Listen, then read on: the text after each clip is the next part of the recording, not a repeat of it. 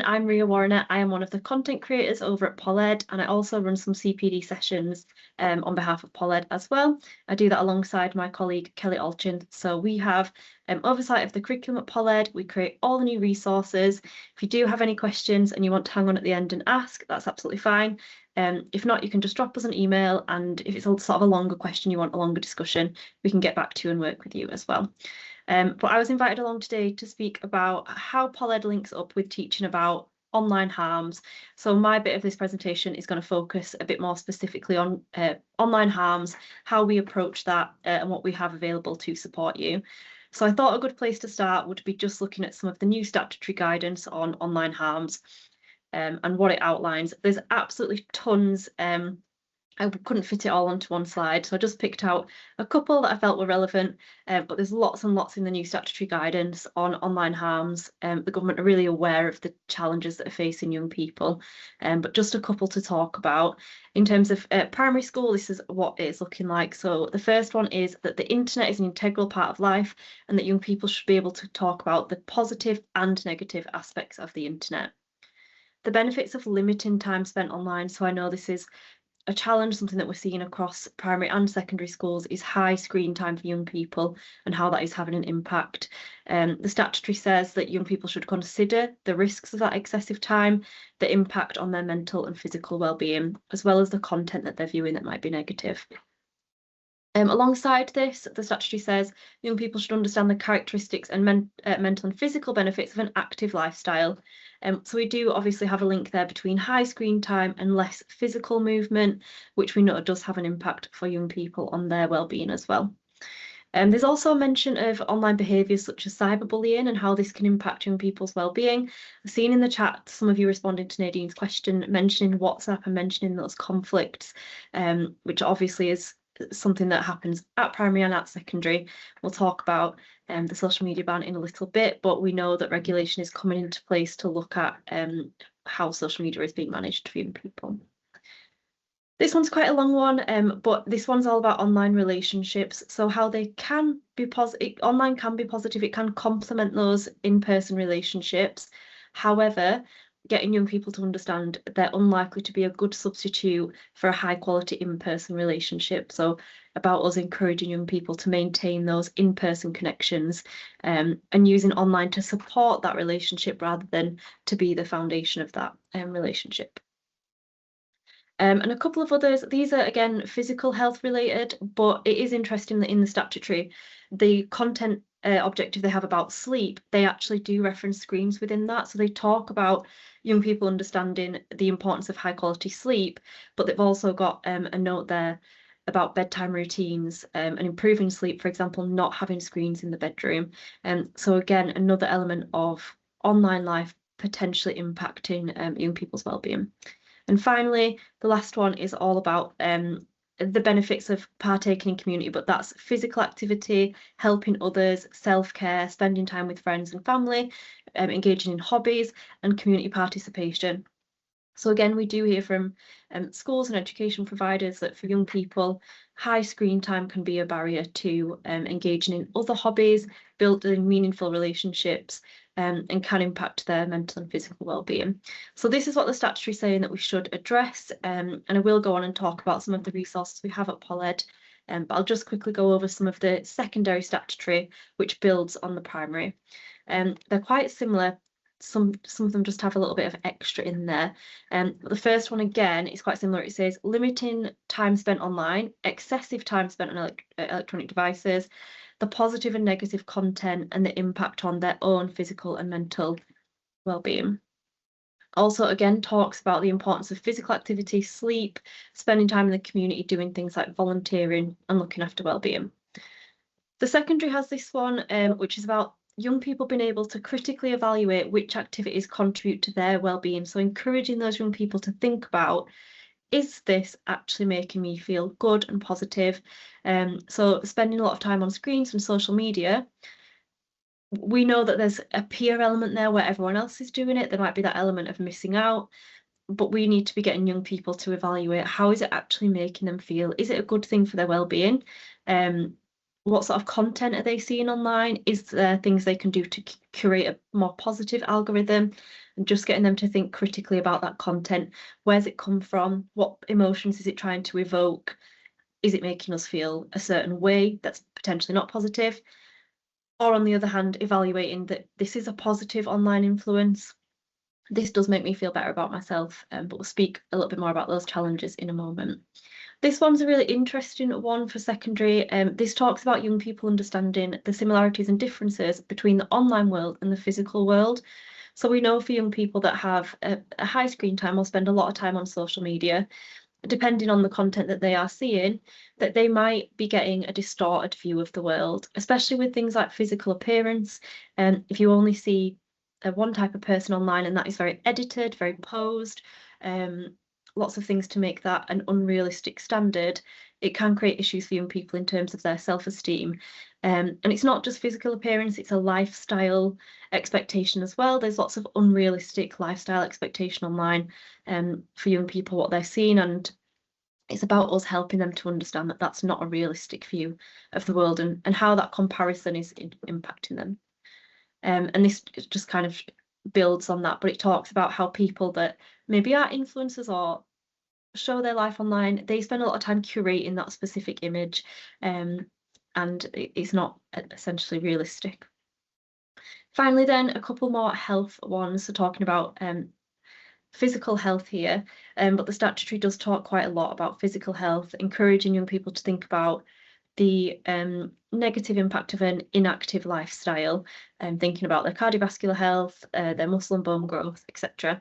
And again, at the end of the secondary, it talks about good quality sleep, removing phones from the bedroom, having a screen-free time before bed, and then getting those young people to understand that a poor quality sleep has a knock-on effect on their weight, on their mood, on their ability to learn as well. I was previously a secondary school teacher, and I can say that there definitely were pupils that were not getting good quality sleep, and if you spoke to them a lot of the time, well, miss, I was on my PlayStation until 2 in the morning, or just can't stop scrolling, it's so addictive, and then aware of the issue, but maybe not aware of how much sleep is so important for them as a growing young person and how much impact it then has the next day. So let's talk about some of the challenges then. Lots of pictures on the board here. I'm sure you will recognise some of the issues. If you haven't seen it, Inside the Manosphere addressed, this was a Louis Theroux documentary. It was all over, so you probably heard of it and you potentially watched it, but this addressed some of the online influencer culture that is happening, especially for young men. Lots of young men are finding themselves in online spaces that are known as the manosphere, and it's can be quite damaging for them, for their view of the world and for how they potentially treat others, and this delves into that. But the other thing we spoke about at Pol-Ed was the Louis Theroux documentary. What it showed was how immersive actually social media is for these young people. So at Pol-Ed, obviously, we're all adults. We all do have social media, but the way we use social media is generally we might hop on Instagram or Facebook and we might have a little scroll, might see videos, might have our friends on there, like and comment on a few things. And we might have imagined that that's how young people also use social media. But what the Manosphere shows is young people being involved in quite immersive situations. So the influencers on the Manosphere, who were the sort of focus, were showing that they would live stream their whole day. So they'd live stream their holiday, their whole day. They'd have a team with cameras following them around. But while this was happening, they'd have young people in a chat, a live stream chat, where they could sit in that chat for hours, for however long this live stream was going on, and they would pose questions and the content creator would read them out live. So this person said this person said this, and they would respond to that. And as a young person, I imagine that feels like a relationship with that influencer. For them, it's very immersive. If they can comment and the influencer can see their comment, and there's lots of other people within that group, it's almost like one big group chat. It's much more immersive than what we might think of social media as just scrolling through things. But that did sort of give us a new lens to look through in terms of social media, that for some young people, it's much more immersive. We've got influencer culture, which I've touched on a little bit, but that unrealistic expectation. And we do have the emerging challenge of AI. If you haven't heard the story of Adam Rain, he is the boy in the top right of the slide. His parents took out a lawsuit against OpenAI. Very, very sad case. Adam Rain was struggling with his mental health and reached out to an AI chatbot to talk to. Unfortunately, the safeguards failed within that AI chatbot, and you can read the transcripts online, that they are quite upsetting. But ultimately, the AI encouraged Adam to conceal his feelings from his friends and family, and actually spoke with him about how to take his own life, which Adam unfortunately did do. His parents requested the transcripts, and they could see that the AI had several times where Adam had asked if he should seek help or reach out. It had actually encouraged him to stay speaking to him, and ultimately reinforced his notion that taking his own life would be a good choice.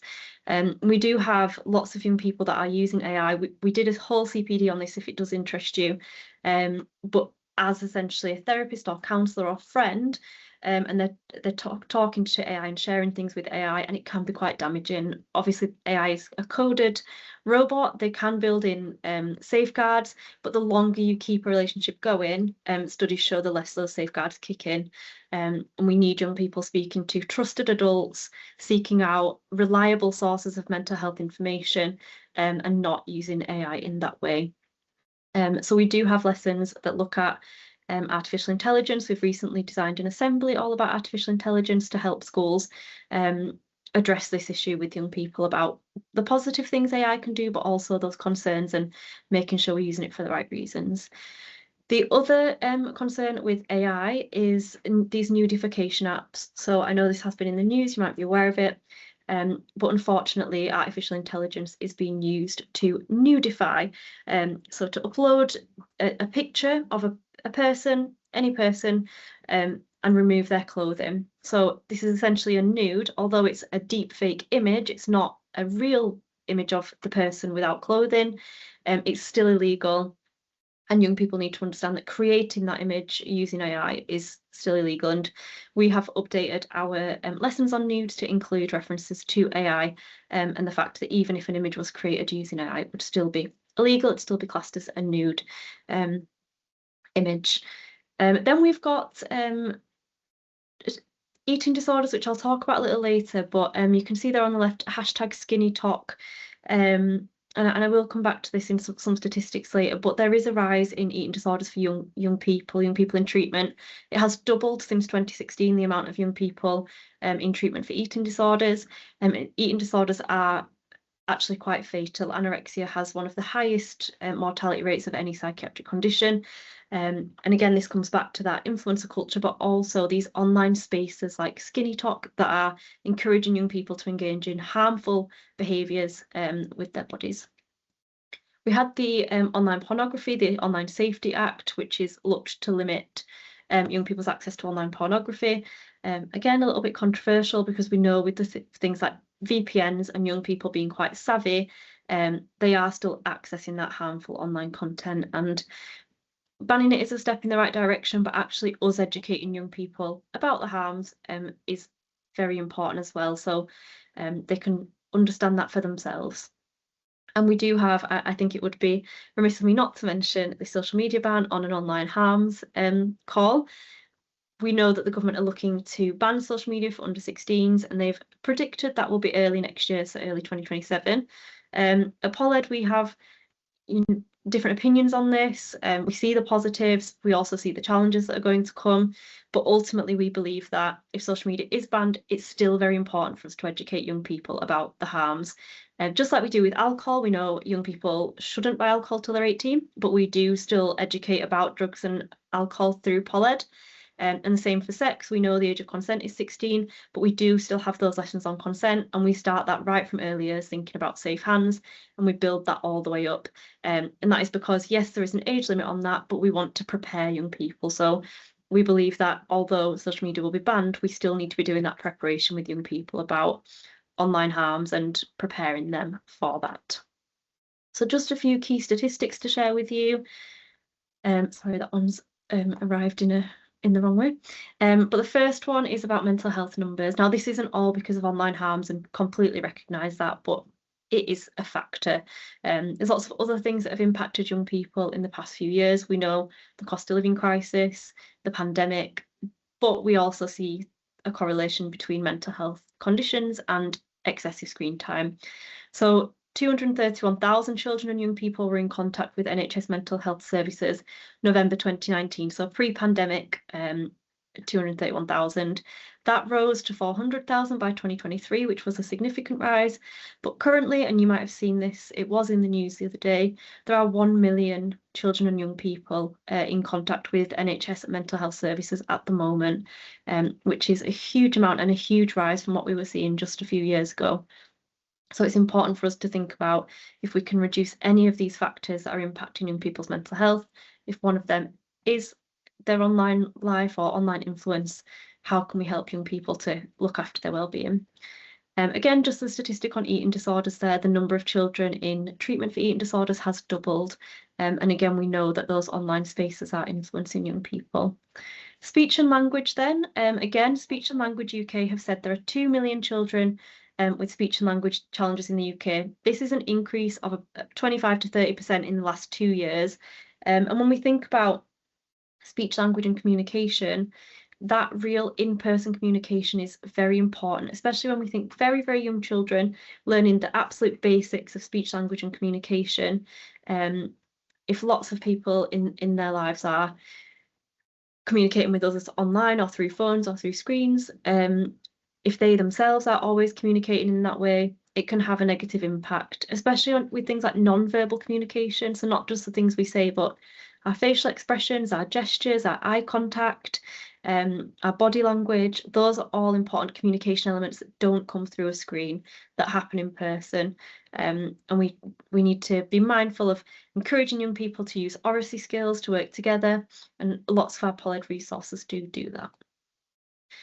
Family life then, so as of May 2024, and if there are any parents on the call, I'm sure you will have experience with this, but over 1/3 of parents in the United Kingdom, I think that's probably a bit low, has said that they had an argument with a child about their screen time. So whether that be too much time on a game or the phone, it's causing difficulty for young people's personal relationships. And we know lots of parents backed the social media ban because they felt if there was an official piece of legislation that they could say to their child, no, actually, the government say you shouldn't have that, would really help them to negate these disagreements with young people. In terms of physical health then, obesity statistics in the UK show that 26% of children aged 2 to 15 are overweight or obese. And just there are many factors for that. Living in a disadvantaged area is also a factor for that. But just thinking about physical movement when we've got excessive screen time, are young people educated on understanding the balance between screen time and active play or more physical activities they can do, and understanding how, sorry, I just got a car going past, understanding how they can look after their physical health as well. And finally, this one is about short-sightedness. So childhood myopia has increased from 24% to 36%. So thinking just these little things about physical health that we maybe don't always pick up on. But if you think if a young person's holding their phone here for a long, long time, myopia is short-sightedness. It's having a bit of an impact. This is global as well, not just seeing this in the UK, but this is global, that there is that increase in short-sightedness. I know the old thing my grandparents used to say was, if you sit too close to that TV, your eyes will go square.